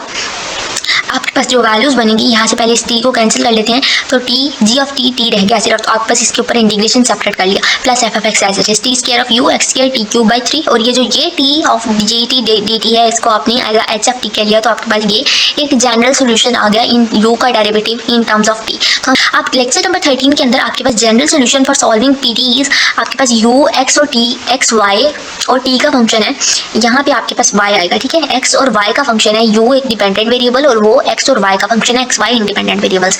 अब आपने जब भी वो कहते हैं ना पार्शियल डिफरेंशियल इक्वेशन को सॉल्व करें तो आप खुद से एक इक्वेशन लेट करते हैं। एक बात तो याद रखें, जब भी वो आपको ऐसी इक्वेशन देगा आप उसको सेपरेबल मेथड से करें, रिड्यूसिबल टू होमोजीनियस करें, होमोजीनियस करें, आप सेपरेबल मेथड अगर करें तो आप वहाँ पे कोई ना कोई वेरिएबल खुद से लेट करते हैं। तो आपने इस इक्वेशन को ऐसा बनाना है तो आपका u का फंक्शन है ना x और y, तो u एक फंक्शन खुद से लेट कर लिया जो कि है एक्सपोनेंशियल ऑफ a की पावर ax by, ठीक है। अब आपको partial square u by partial x चाहिए तो आप इसका 2 टाइम्स डेरिवेटिव लेंगे, partial u by partial x लिया तो एक्सपोनेंशियल का डेरिवेटिव एक दफा एज इट इज आ जाता है और फिर पावर का डेरिवेटिव लेते हैं विद रिस्पेक्ट टू x ले रहे हैं तो आपके पास ax by है तो आपके पास इसका derivative with respect to x क्या आएगा, a आएगा और ये वाली वैल्यू by 0 हो जाएगा और ये वाली वैल्यू एज इट इज आ जाएगी और ये वैल्यू किसके इक्वल है, u के इक्वल है, जिसकी वजह से a u लिख देंगे हम। इस पूरी वैल्यू को नहीं लिखेंगे ना एक्सपोनेंशियल ऑफ ax by, इसकी जगह हमने सिर्फ u लिख लिया। आपने अब इसका अगेन डेरिवेटिव लेना है, partial square u by partial x square बनाना है तो आप इसका पार्शियल इसको तोड़ के लिखा, partial u by partial x का आंसर a u आया। अब आपने इसका डेरिवेटिव लेना है तो a आपका बाहर एक कांस्टेंट है, बाहर चला गया और ये partial u by partial x एक न्यू टर्म बन गया और आपके पास पार्शियल u बाय, अब देखिए a तो बाहर चला गया, इसको लिख के दिखा दूं, a तो बाहर चला गया, partial u by partial x का आंसर क्या आया a u, तो आपके पास ये a स्क्वायर u आपके पास partial square u by partial x बन जाएगा, ठीक है, ये आंसर। अब आपको चाहिए partial square u by partial y square, अब आप इसी का derivative with respect to y लेंगे, जब 2 टाइम्स डेरिवेटिव लेंगे तो b स्क्वायर u बनेगा। इसी स्टेप्स पे करना है, आपके पास यही वैल्यूज आएंगी, बस यहाँ पे b आएगा, जब partial u by partial y करेंगे तो b u हो जाएगा, जब आप इसका अगेन डेरिवेटिव लेंगे तो वो b स्क्वायर u हो जाएगा, तो वही वैल्यू लिखी। फिर आपने partial u by partial x partial y लेना है, आपके सबसे पहले partial square u by partial x partial y लेना है। अब आपके पास पार्शियल u बाय पार्शियल, अगर आप इसको तोड़ के लिखा तो ये वैल्यू बनी पार्शियल बाय पार्शियल x और partial u by partial y, partial square u partial x partial y वही वैल्यू बन गया। इसको तोड़ के लिख लिया, partial u by partial y का आपके पास आंसर आया हुआ है। जब आपने एक दफा डेरिवेटिव लिया तो उसका आंसर b u आया था, वो लिख लिया, b कांस्टेंट है भाई चला गया, partial u by partial x आ गया, partial u by partial x का आंसर क्या आया a u आया, तो b एज इट इज, इसकी जगह पे a u वैल्यू लिखी तो आपके पास a b u इसका आंसर। अब आपके पास तीनों वैल्यूज आ गई हैं, आप इसको अपनी इक्वेशन के अंदर पुट कर देंगे, इसके अंदर पुट करेंगे a u plus 3 a b u plus 2 into b square u. तो आपके पास ये वैल्यू पुट करने के बाद कुछ इस तरह से बना। अब यहाँ पे आपका यू कॉमन आ सकता है, कॉमन ले लिया क्योंकि आपके पास ये यू का फंक्शन है। अब वैल्यूज को फाइंड करने के बाद आप यहाँ पे इसको फैक्टराइज कर लें। अगर फैक्टराइज नहीं होता तो क्वाड्रेटिक फार्मूला लगा लें। 2 इंटू 2 1 टाइम 2 करेंगे तो आपके पास ये वैल्यू फाइंड हो जाएगी। अदरवाइज नहीं होती अगर तो आप इसके ऊपर क्वाड्रेटिक फार्मूला लगाएं, सॉरी माइनस 3ab, उसके बाद प्लस माइनस बी का स्क्वायर माइनस 4ac। अगर 2a करेंगे ना तो आपके पास ये दो इक्वेशंस बन के आएंगी जिसमें से a क्या आ गया, अगर इसको 0 के इक्वल रखें तो -2b, और यहाँ से a क्या आ गया -b। अब आपने ये जो u लेट किया था उसके अंदर ये a और b दोनों की वैल्यूज को बारी बारी पुट करेंगे। जब आपने u में e की पावर में आपके पास ax था ना तो a की जगह -2 पुट किया, x as it is plus by as it is. अब यहाँ से आपके पास b कॉमन आ सकता है, वो वैल्यू लिख ली e की पावर में b y -2x। सिमिलरली जब आपने a की जगह -b पुट किया तो क्या है, आप अगेन b कॉमन ले लें तो आपको ये पोजीशन प्रिंसिपल से आप देखेंगे। सबसे पहले तो आप देखें कि होमोजीनियस क्या होता है। होमोजीनियस पार्शियल डिफरेंशियल इक्वेशन होती है जिसमें आपके पास उसके डिपेंडेंट वेरिएबल और उसके डेरिवेटिव्स इकट्ठे आ जाएं तो वो आपके पास एक होमोजीनियस इक्वेशन होती है। अब u आपके पास डिपेंडेंट वेरिएबल था और उसके डेरिवेटिव्स भी आ जाएं तो आपके पास एक होमोजीनियस होगी। अब वो कहते हैं आप इसको सुपरपोजिशन प्रिंसिपल से लिखेंगे। सुपरपोजिशन प्रिंसिपल कौन सा प्रिंसिपल होता है, मैं अगर आपको कहती हूँ कि अगर आपके पास किसी भी इक्वेशन के अंदर दो या दो से ज़्यादा कोई ज़्यादा सोल्यूशन आ जाते हैं तो उन सारे सोल्यूशंस की लीनियर कम्बिनेशन मतलब उन सोल्यूशंस को इकट्ठा करके लिख दें तो आपके पास एक इकट्ठा करके लिखने से एक सोल्यूशन आंसर आएगा, वो भी एक सोल्यूशन ही होगा। तो सुपरपोजिशन प्रिंसिपल भी ये कहता है। जैसे आपके पास यहाँ पे u1 और u2 दो a के आंसर आए थे, हमने इसको u1 u2 करके लिखा। अगर हम इन दोनों को लीनियर कम्बिनेशन में लिख दें u1 प्लस u2 कर दें, इकट्ठा करके लिख दें तो आपके पास एक सुपरपोजिशन प्रिंसिपल की हेल्प से हम उसको लिख रहे हैं। अल्फा बीटा हमने यहाँ पे कांस्टेंट लिया, u1 का आंसर वैल्यू लिखी, u2 की वैल्यू लिखी, e की power b y -2x, e की पावर b y -x। लिखने के बाद आपके पास u क्या है, देखिए आपके पास यहाँ पे एक वैल्यू बनी e की पावर में b y -2x। तो ये जो एक्सपोनेंशियल की पावर में है इसको हम कह सकते हैं कि हमारे पास g ऑफ y -2x का फंक्शन है, इसको हमने h ऑफ y -x का फंक्शन कह दिया। अब आपके पास ये जो वैल्यूज हैं इनको हमने बस कह दिया कि ये आपके पास g ऑफ y -2x है, ये आपके पास h ऑफ y -x है। आपने इसका जनरल सोल्यूशन फाइंड करना था। अगर वो आपको पर्टिकुलर सोल्यूशन कहता तो आपको बाउंड्री या इनिशियल कंडीशंस देता, फिर हमने इसको सॉल्व करना था। इसके बाद लेक्चर नंबर 14 भी बहुत ईजी सा लेक्चर है। कहता है ये आपके पास एक पार्शियल डिफरेंशियल इक्वेशन है, इसको सेपरेशन ऑफ वेरिएबल्स के मेथड से सॉल्व करना है। Method of separation of variable separate करके x का वेरिएबल x के साथ, डिफरेंशियल इक्वेशन dx का x के साथ, dy का y के साथ सेपरेट करना होता है। अब आपके पास u x और y का फंक्शन है, u एक डिपेंडेंट वेरिएबल और x और y का फंक्शन है और वो सब्जेक्ट और उसकी जो बाउंड्री कंडीशन है वो ये है। सबसे पहले तो आप सेपरेशन ऑफ वेरिएबल अगर वो आपको बता देता है ना तो आपने खुद से एक इक्वेशन लेट करनी है। सेपरेशन ऑफ वेरिएबल के केस में खुद से एक इक्वेशन लेट करनी है। जैसे आपका u x और y का फंक्शन है तो आप जो इक्वेशन लेट करेंगे ना u वो भी x और y ही लेट करेंगे, जैसे यहाँ पे लेट की गई कैपिटल x कैपिटल y, हमने वही वाली इक्वेशंस लेट करनी है जो आपके पास इंडिपेंडेंट वेरिएबल्स होंगे। अब आपने इक्वेशन लेट कर ली, आपको चाहिए partial u by partial x, आपने इसका u का derivative with respect to x लिया तो आपके पास जब आप इसका डेरिवेटिव लेंगे ना partial u by partial x, अब आप इसके ऊपर partial by partial x apply करेंगे x y के ऊपर। ठीक है, मैं यहाँ पे x लिख रही हूँ, partial by partial x apply करेंगे x के ऊपर, y तो कांस्टेंट है वो एज इट इज आ गया और x का डेरिवेटिव आपके पास partial x by partial x बन जाएगा। और ये जो पार्शियल ये वाला पार्शियल आपके पास इसकी फॉर्म बनेगी ना partial x by capital x by partial x बनेगा और इस partial x capital x by partial x को आप x प्राइम कह देंगे तो आपके पास x प्राइम ऑफ y के इसका डेरिवेटिव। अब आपने पार्शियल बाय पार्शियल y लेना, उसी तरह से x बाहर चला जाएगा और यहाँ पे आपके पास partial capital y by partial यहाँ पे y बनेगा, उस partial capital y by partial y को आप y प्राइम कह देंगे तो आपके पास ये आ गया। दोनों आंसर आ गए, अपनी पार्शियल डिफरेंशियल इक्वेशन के अंदर वैल्यू पुट करेंगे। इसका answer x prime of y आया plus equal to 4 partial by partial y का x y प्राइम आया। अब आपने x का वेरिएबल x से सेपरेट करना है तो x प्राइम और 4x कर लिया, 4 इधर मल्टीप्लाई हो रहा है इधर आगे डिवाइड हो गया। अब ये y प्राइम इधर, ये y इधर मल्टीप्लाई हो रहा है इधर आगे डिवाइड हो गया। ये आपके पास एक डिफरेंशियल इक्वेशन हमने वेरिएबल्स को सेपरेट कर लिया। सेपरेशन ऑफ वेरिएबल्स है ये, देखिए हमने x को x के वेरिएबल से सेपरेट किया, y को y के। x प्राइम का क्या मतलब है, partial y by partial x, sorry x prime का क्या मतलब है, partial x by partial x। जैसे आप dx capital x by x लिखते हैं तो ये आपके पास क्या है, x लिखा मैंने, dx लिखते हैं तो ये आपके पास क्या है, x प्राइम है। इसी तरह से आपने वेरिएबल्स को सेपरेट करने के बाद x और y इंडिपेंडेंट वेरिएबल हैं, अब आपने इनको किसी भी कांस्टेंट के इक्वल लेट कर लेना होता है। कांस्टेंट के इक्वल लेट आपके पास कांस्टेंट कोई भी हो सकता है। आपके पास कांस्टेंट सबसे पहला कांस्टेंट जो हम लेते हैं वो लेते हैं लैम्डा, फिर आप माइनस लैम्डा लेते हैं, फिर आप लैम्डा स्क्वायर लेते हैं और लैम्डा स्क्वायर के अंदर भी प्लस लैम्डा स्क्वायर या माइनस लैम्डा स्क्वायर, ये तीन कांस्टेंट हम लेट करके देखते हैं और इन तीनों कांस्टेंट को सॉल्व करने के बाद हम अपनी एग्जैक्ट इक्वेशन के अंदर जो ओरिजिनल इक्वेशन है उसके अंदर वैल्यूज लैम्डा की पुट करते हैं। अगर वो वैल्यूज उसको जो वैल्यू उसको सेटिस्फाई करती है, हम कहते हैं कि इस सेपरेशन ऑफ इस इक्वेशन का ये आंसर है। लेकिन यहाँ पे आप सिर्फ कोई एक या दो कांस्टेंट लेके चलेंगे। हमने यहाँ कांस्टेंट लेट कर लिया सी, दोनों इक्वेशंस को सी के इक्वल रख लिया। सी कांस्टेंट है। अब यहाँ पे एक्स प्राइम 4x cx हो गया। एक्स प्राइम का मतलब है dx by x 4cx हो गया। अब यहाँ पे x को सेपरेट किया, यहाँ x मल्टीप्लाई और इधर आके डिवाइड हो गया। dx over x 4c dx बन गया। आप इसको दोनों तरफ इंटीग्रेट करेंगे, इसकी इंटीग्रेशन करेंगे तो 1 ओवर x की integration with respect to dx क्या आएगी, log ऑफ x आएगी। 4c कांस्टेंट है, dx की इंटीग्रेशन क्या आएगी, x आएगी 4cx और आपके पास एक कांस्टेंट आ गया a। जब आपके पास ये log of x 4cx plus a बन गया है, अब आप इसके दोनों साइड पे एक्सपोनेंशियल ले लेंगे। एक्सपोनेंशियल लेंगे आप इसके ऊपर भी इस साइड पे भी एक्सपोनेंशियल लेंगे। एक्सपोनेंशियल की पावर में log ऑफ x, इस साइड पे भी एक्सपोनेंशियल लेंगे। एक्सपोनेंशियल की पावर में 4cx प्लस a होगा। एक्सपोनेंशियल और लॉगरिथम एक दूसरे का इनवर्स, दोनों एक दूसरे को कैंसिल कर देंगे। x is equal to e की पावर में 4cx प्लस a होगा। अब जब आपके पास एक्सपोनेंशियल में पावर्स ऐड हो रही होती हैं तो आप उनको मल्टीप्लाई करके लिख सकते हैं। तो हमने e की पावर में a 4cx लिख सकते हैं। फिर हमने e की पावर में a को अलग कर लिया, e की पावर में 4cx को सेपरेट कर लिया। e की पावर a को हमने कांस्टेंट का नाम दे दिया जिसको हमने k1 कह दिया। आप x का आंसर आ गया। इसी तरह से आप dy y प्राइम है तो इसको आप dy by y लिखेंगे। c y के इक्वल है, इसको dy ओवर y किया, आपने वेरिएबल्स को सेपरेट किया, y के साथ y के वेरिएबल को सेपरेट किया और ये वाला dy इधर आके मल्टीप्लाई होगा।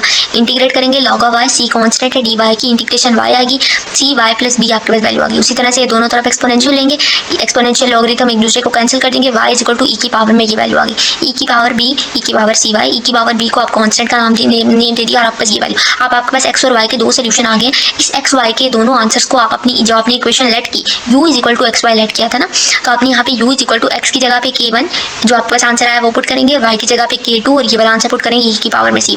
दोनों वैल्यूज को जब हमने पुट किया x y की जगह पे तो आपके पास e की पावर में 4cx और e की पावर में cy, दोनों वैल्यूज को सम करके लिख सकते हैं। दोनों मल्टीप्लाई हो रही है तो ऐड करके लिख सकते हैं, ये आ गया। अब आप अपने क्वेश्चन की बाउंड्री कंडीशन पे जाएं। बाउंड्री कंडीशन है जब x 0 है तो वही वैल्यू इसके इक्वल है। अब आप बाउंड्री कंडीशंस को जब वैल्यूज को पुट करेंगे ना, आपके पास जो x y का आंसर आया वो वैल्यूज को पुट करेंगे और बाउंड्री कंडीशंस के साथ कंपैरिजन करेंगे, कंपेयर करेंगे। x y की वैल्यूज को पुट कर लिया, x y की वैल्यूज को पुट करने के बाद आपके पास k1 k2 जो दो कांस्टेंट है इसको हमने k का नेम दे दिया।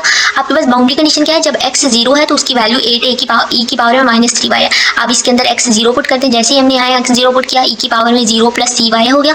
तो आपने k1 k2 को तो वैसे ही k का नाम दे चुके हैं, e की पावर में 0 प्लस cy आपके पास cy हो जाएगा और e की पावर में cy सिर्फ फंक्शन आएगा।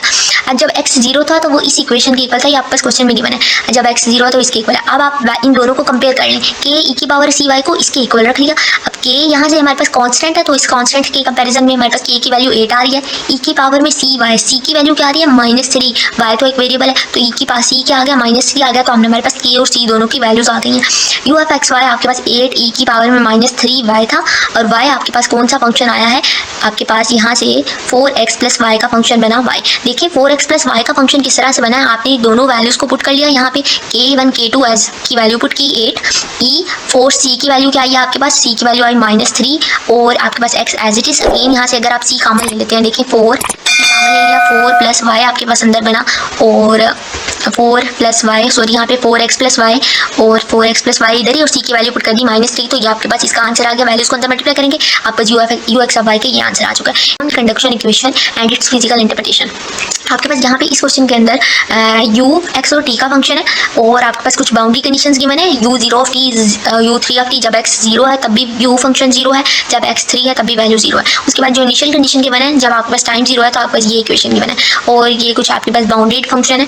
अब आपका u जो है x और t का फंक्शन है, उसी तरह से हमने वैल्यूज को लेट कर लिया। आपको partial u by partial t चाहिए, एक दफा डिफरेंशिएट किया, फिर आपको 2 टाइम्स डिफरेंशिएशन चाहिए विद रिस्पेक्ट टू x, तो आपने partial u by partial x लिया तो x prime of t, partial square u by partial x के लिया तो ये वैल्यू आ गई। मैं डिफरेंशिएशन एक दफा दोबारा बता देती हूँ आपको। जब आपने इसका derivative partial u by partial t लेना है ना, आप यहाँ पे लिखेंगे partial by partial t, x constant है, x बाहर चला जाएगा, हाँ यहाँ पे मैं t लिखने लगी हूँ, x बाहर चला जाएगा तो आपके पास पार्शियल t बाय पार्शियल, ये partial capital t by partial t value आ गई। और ये जो partial capital t by partial t है, इसको आपने t प्राइम का नेम दे दिया तो आपके पास x t प्राइम इसका क्या आ गया, आंसर आ गया। सिमिलरली आप partial u by partial x लेंगे, इसके ऊपर यहाँ पे partial by partial x apply करेंगे, t बाहर चला जाएगा, partial capital x by partial x आपके पास एक्स प्राइम के इक्वल एक्स प्राइम है तो उसको आपने एक्स प्राइम ऑफ टी लिख दिया। आपने इसको 2 टाइम्स डिफरेंशिएट करना है, एक दफा अगेन डिफरेंशिएट करेंगे, टी एज इट इज रहेगा, एक्स प्राइम का डेरिवेटिव एक्स डबल प्राइम हो जाएगा। मतलब वो आपके पास partial square capital X by partial X small X square बन जाएगा। यहाँ पे आपके पास partial square X by partial x square बन जाएगा, तो जिसको आप एक्स डबल प्राइम कह देंगे। ठीक है, आपके पास दोनों वैल्यूज आ गई। अपनी डिफरेंशियल इक्वेशन के अंदर वैल्यूज को पुट करेंगे, partial u by partial T की वैल्यू पुट की एक्स टी प्राइम 2, आपके पास इक्वेशन का partial square u by partial x square की वैल्यू पुट की एक्स डबल प्राइम टी आपके पास आ गया। अब यहाँ पे हमने देखें लैम्डा के इक्वल ही इसको लेट किया है। जब हम इसको इक्वेशन को लैम्डा यूजुअली हम लैम्डा के इक्वल ही लेट करते हैं और माइनस लैम्डा स्क्वायर के इक्वल लेट करते हैं। आपने कहीं जगह पे देखा होगा आप इक्वेशन को पी के इक्वल लेट करते हैं, पी स्क्वायर के माइनस, आपको कहीं पे माइनस पी स्क्वायर नजर आएगा तो वो भी आपके पास एक कांस्टेंट लैम्डा ही है। हमने इसको अब माइनस लैम्डा स्क्वायर के इक्वल लेट कर लिया। एक्स वाले वेरिएबल को एक्स के साथ सेपरेट किया, टी वाले को टी के साथ सेपरेट किया। एक्स डबल प्राइम, ये एक्स इधर मल्टीप्लाई हो रहा है, इधर आके डिवाइड हो गया। टी प्राइम, ये इधर 2t मल्टीप्लाई हो रहा है, इधर आके डिवाइड होगा। दोनों को लैम्डा स्क्वायर के इक्वल रखा, पारी पारी दोनों को इक्वल कर दिया। X double prime plus lambda square x equal to 0, आपके पास ये वाली इक्वेशन बन के आ गई। यहाँ पे भी आप टी प्राइम जो है 2t इधर मल्टीप्लाई कर दें, माइनस 2 लैम्डा टी स्क्वायर होगा। टी प्राइम का क्या मतलब है, partial T by partial capital T by partial small T, जिसको आप D T by D T derivative form में भी लिख सकते हैं, रेट ऑफ चेंज में लिख सकते हैं।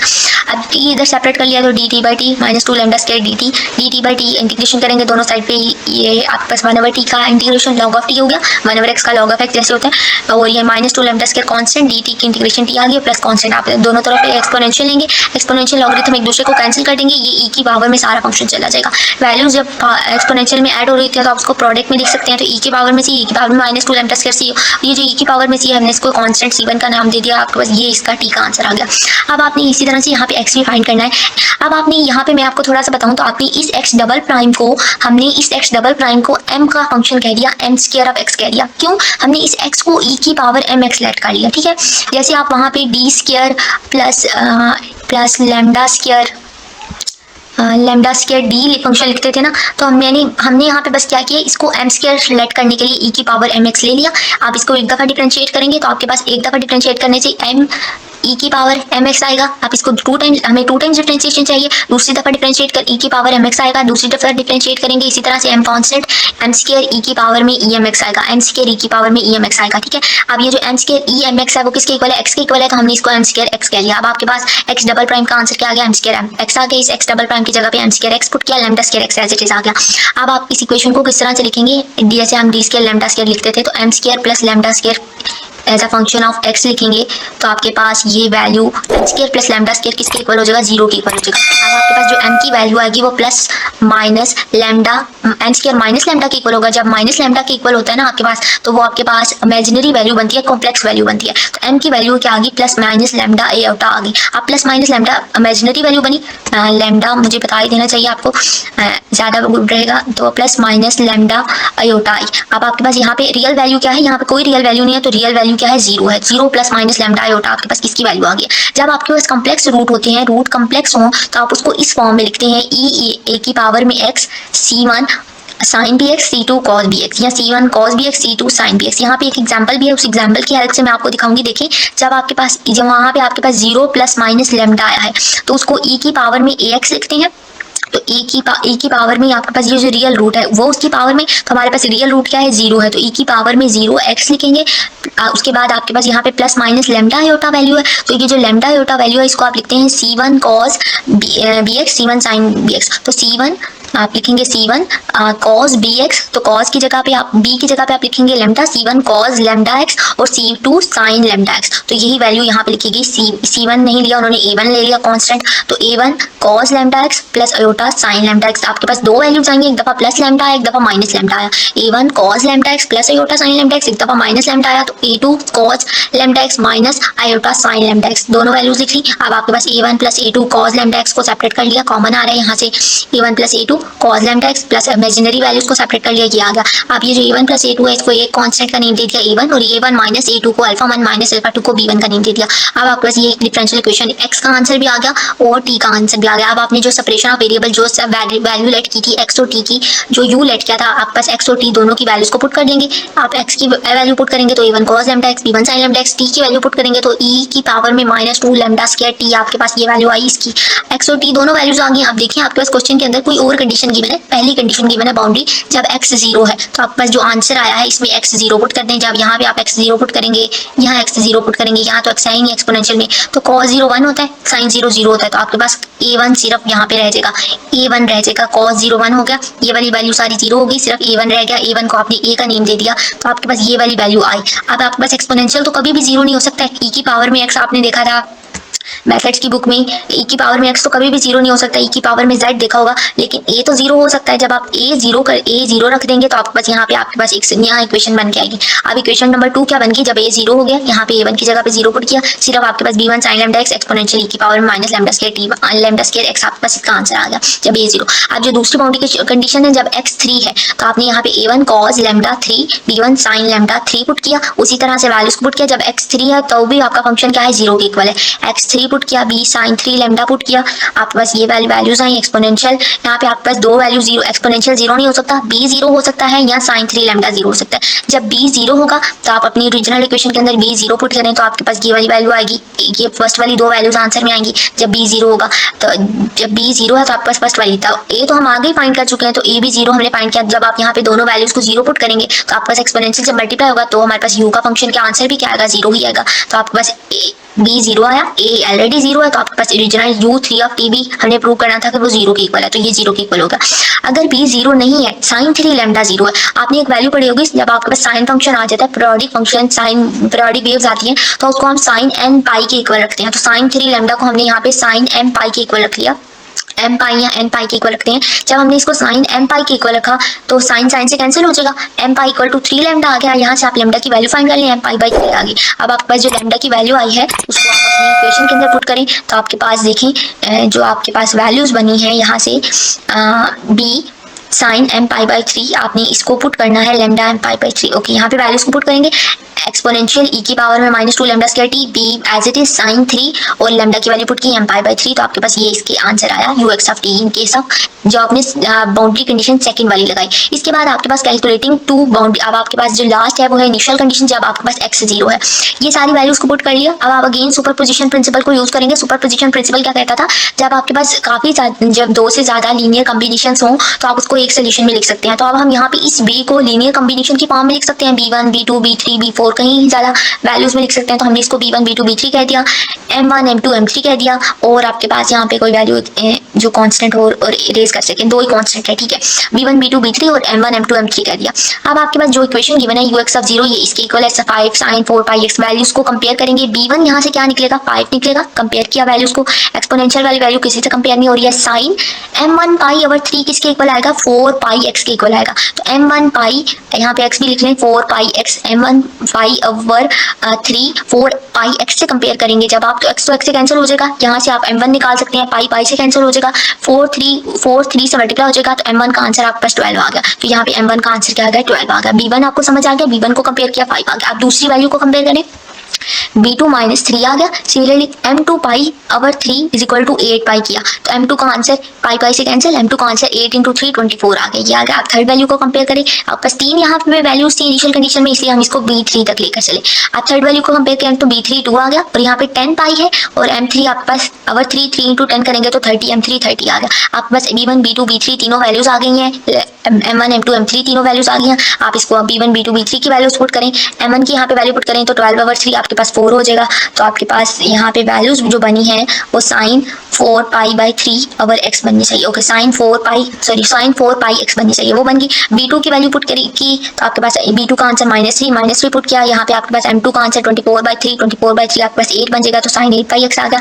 b3 की वैल्यू पुट की, आपके पास b3 का आंसर 2 आया, वो वैल्यू पुट की, और m3 का आंसर 30 आया, तो 30 ओवर 3 करेंगे तो 10 आएगा, तो 10 पाई x आपके पास इसका आंसर आ गया। अब यहाँ तक करने के बाद हम इसका लेक्चर नंबर 16 देखते हैं, जिसमें motivation behind Fourier series topic आपका पिछले वाला है, उसी को थोड़ा सा देख लेते हैं। यहाँ पे आपके पास एक फंक्शन था, जब आपके पास इनिशियल कंडीशन थी टाइम 0 था, आपके पास जो ux ऑफ t का आंसर आ गया था, तो आप इन सारी वैल्यूज को b1 b2 b3 आपके पास ये वैल्यूज आई, आप इनको सम करके लिख सकते हैं, सम ऑफ bn या bm लिख सकते हैं। तो सम ऑफ bm लिख लिया, m1 to infinity, m1 m2 m3 और कुछ भी हो सकता है। इसके बाद आपके पास एक्सपोनेंशियल वैल्यू थी और sin m pi x by 3 था। इस सारी वैल्यूज को हमने सम करके लिख लिया है। सम करके लिखने के बाद जब आपके पास फंक्शन है, जब x एज इट इज है और टाइम t 0 है, तो आप इस वाले फंक्शन के अंदर, ये वाला जो आपका ओरिजिनल फंक्शन था, इसके अंदर t की जगह पे 0 पुट करेंगे, यहाँ पे हमने t की जगह पे 0 पुट किया, जिसकी वजह से e की पावर में सारा फंक्शन क्या हो जाएगा, 0 हो जाएगा। और एक्सपोनेंशियल की पावर में 0 हमेशा 1 के इक्वल होता है, तो ये वाला फंक्शन आपके पास पूरा 1 के इक्वल हो गया। dm sin m पाई x/3 इसी तरह से इसका आंसर आ गया है। तो यही हमने यहाँ पे फाइंड करना था। इसके जो आपका लेक्चर नंबर 17 है वो है periodic and piecewise continuous function से रिलेटेड। पीरियोडिक क्या होता है? पीरियोडिक एक ऐसा फंक्शन होता है कुछ इंटरवल्स के बाद जब फंक्शन अपनी वैल्यूज को रिपीट करता है तो उसको आप कहते हैं पीरियोडिक फंक्शन। जैसे आपके पास साइन का अगर आपने ग्राफ देखा हो, साइन का साइनोसॉइडल बिहेवियर देखा हो, तो साइन का साइनोसॉइडल बिहेवियर कुछ इस तरह से होता है। गूगल पे भी सर्च कर लें तो आपको कुछ इस तरह से इसका साइनोसॉइडल बिहेवियर मिलेगा। कुछ इंटरवल्स के बाद साइन अपनी वैल्यूज को रिपीट करता है, तो ये आपके पास साइन का जैसे मैंने बताया। इसके अलावा आपके पास जितने भी ट्रिग्नोमेट्रिक फंक्शंस होते हैं ना वो सारे पीरियोडिक होते हैं। अब आप पीरियोडिक की डेफिनेशन क्या कह सकते हैं? Function which repeat it's values after certain intervals. कुछ इंटरवल्स के बाद फंक्शन अपनी वैल्यूज को रिपीट करें। रीड कर लेते हैं। A function is said to be to have a period p if for all x we have function। आपके पास जो भी फंक्शन है उसके अंदर जो भी पीरियड ऐड कर दें वो आपके पास अगेन वैल्यूज वो रिपीट होती रहे। अगर आप साइनोसॉइडल बिहेवियर देखें, फॉर एग्जांपल आप कोई भी वैल्यू यहाँ पे इस ग्राफ के अंदर पुट करें, आपके पास कुछ इंटरवल के बाद अगेन वही आंसर आएगा। अगर आपके पास p ग्रेटर देन 0 है, if p greater than 0, further if p greater than 0 is least then is said to be period of function of x। अब जैसे आप साइन का पीरियड देखें तो साइन x + 2 पाई x + 4 पाई कुछ वैल्यूज इस तरह से पीरियड 2 पाई फिर 4 पाई फिर आपके पास इस तरह से कुछ इसका ग्राफ बनेगा। जनरल फॉर्म अगर आप देखेंगे तो साइन nx आपका जो भी है, जैसे आपके पास साइन x था, n की कोई भी वैल्यू है, आप साइन के अंदर साइन का जो पीरियड होता है वो 2 पाई होता है, तो आप इसके पीरियड में 2 पाई ऐड कर आएंगे तो आपके पास वो साइन का साइनोसॉइडल बिहेवियर आता जाएगा। साइन n x + 0 क्या, अब आपके पास साइन n ये उन्होंने कुछ जनरल फॉर्म्स बता दिए। तो जैसे साइन nx था, यहाँ पे साइन nx था तो इसका पीरियड 2 पाई/n हो गया, तो मतलब इस तरह का पीरियड हो तो वो 2 पाई/n। अब पीसवाइज कंटीन्यूअस फंक्शन कौन सा फंक्शन होता है? Function that has at most finite number of discontinuous finite discontinuities. अब finite number of finite discontinuities का क्या मतलब है? फंक्शन आपके पास जो भी एक्सप्रेशन गिवन है, इस एक्सप्रेशन के अंदर फंक्शन में कुछ पॉइंट्स ऐसे आएंगे जहाँ पे फंक्शन कंटिन्यूअस नहीं होगा, मतलब कि आपके पास कुछ स्पेसिफिक पॉइंट्स ऐसे होंगे जहाँ पे कंटिन्यूटी ब्रेक हो जाएगी। और जिन पॉइंट्स वो जो स्पेसिफिक पॉइंट्स आपके पास आए हैं, जिन पॉइंट्स पे फंक्शन की कंटिन्यूटी ब्रेक हो गई है, वो वाले स्पेसिफिक पॉइंट्स पे हम कहेंगे कि फंक्शन जो है वो डिसकंटिन्यूटी है, मतलब कि फंक्शन की जो वैल्यू है वो फाइनाइटली डिसकंटिन्यूटी है। यहाँ पे इसको इस तरह से भी कह सकते हैं कि फंक्शन इन स्पेसिफिक पॉइंट्स के ऊपर फंक्शन की इन स्पेसिफिक पॉइंट्स के ऊपर डिसकंटिन्यूटी फाइनाइट है, मतलब कि फाइनाइट होने का मतलब है कि वो एक काउंटेबल वैल्यू है। तो ये है आपके पास पीसवाइज कंटीन्यूअस फंक्शन।